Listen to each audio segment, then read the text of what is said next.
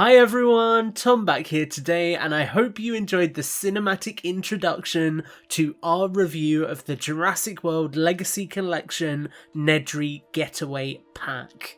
This pack retails for $24.99 and is available at Smith's here in the UK.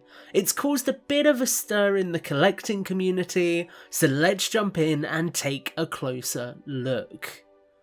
Starting with the packaging, it is clear that a lot of love went into conveying this set well. We get a gorgeous rendition of the location where Dennis Nedry ultimately meets his demise, and we get plenty of details packed in across the packaging to really make this feel like a premium product. I really cannot commend the team enough for the fantastic job with the packaging here.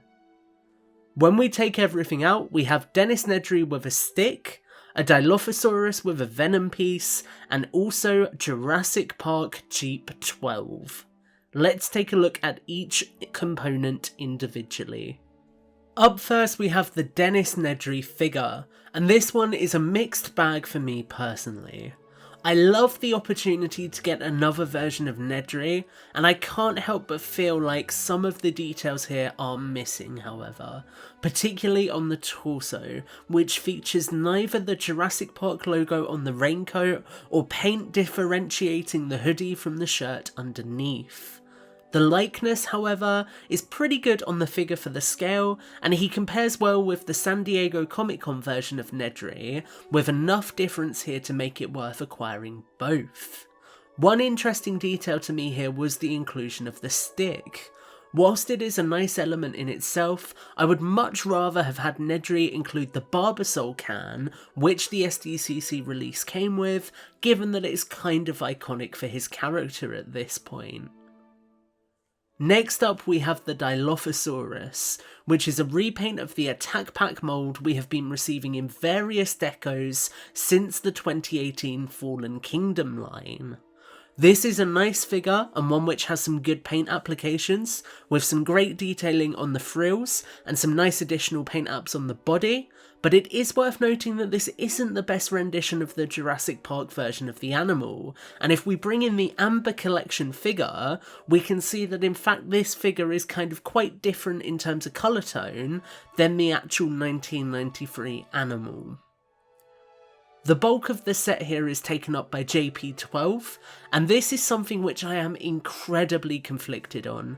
I was really excited to see a new version of the Jurassic Park Jeep. Mattel have always captured the shape of the 1993 Jeep Wrangler incredibly well, and they pack in some cool features here, with the wheel on the back of the vehicle featured this time around, which is a detail that has been missing in the past. The canvas roof is also achieved well, with some nice additional details for the lights, and the roof can even be easily removed, giving you access to a spacious interior which has got the same amount of detail as previous versions.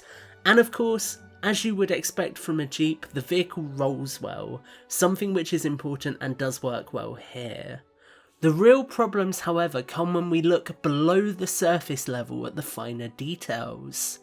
Obviously, and you have seen it online at this point, this vehicle is missing the iconic red stripe, which is an issue in itself, but it is also missing some of the finer paint applications the original version had, including a lack of paint applications for vents and other details, which you can see here on the Classic Legacy version. It's also worth noting that this version uses a plastic winch, despite the fact that the original version had a string winch, which could have been used for a play feature here, given that Nedry does use the winch in this sequence.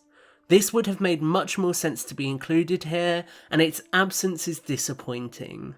JP12 introduces some fun elements to the Jurassic Park Jeep formula that Mattel have been using, but it takes a lot away too, leaving the model feeling incomplete and sadly inconsistent with what has come beforehand.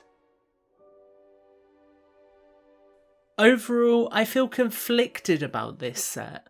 The presentation and the inclusion of some fun elements show me that a lot of love went into producing this, but the execution was far from perfect, with missing details and inaccuracies which would have been simple to correct. This set is the perfect format for the Legacy Collection to take, but I hope that future items in the line double down on the detail and the accuracy to make these products feel like authentic representations of the film, without minor issues which overshadow their appeal. That's my thoughts on this pack, but as always, I'd love to hear yours. Let us know your thoughts in the comments down below, like this video if you enjoyed it, subscribe to Jurassic Collectibles for more videos in the near future, and as always guys, take care and have a great week.